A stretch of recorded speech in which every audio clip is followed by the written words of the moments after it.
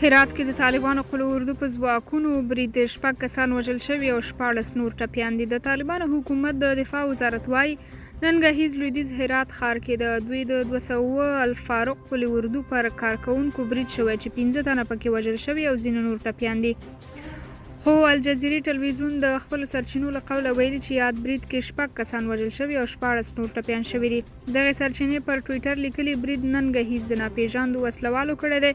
ځینو رسنیو په دغه پیښه کې د مرګ ژوبلې شمېر ډېر یاد کړی. بیا د طالبانو دفاع وزارت زیاتوي برید د دفاع وزارت اړوند 200 الفاروق قل اردو د صحي پرسونل پر یوه کاستر ډوله موټر شوی چې دغه کسان یې لیږدول. سرچینه وایي د وژل شوو له کورنیو سره خپله غمشریکي اعلانوي. تر اوسه د دغه برید مسؤلیت چا نه دی منلی. د روان کال اپریل میاشت کې هم هرات ولایت کې د لوبو په یوه ډګر کې چاودنې 15 تنه وژلي او 22 نور یې ټپیان کړي وه.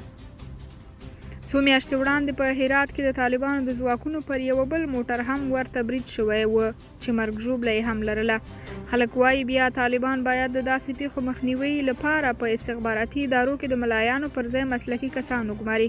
یو شمېر نور بیا وایي چې طالبان په کومو لارو د پخواني نظام ځواکونه شهیدانول، اوس په هماغه لار دوی وژل کیږي.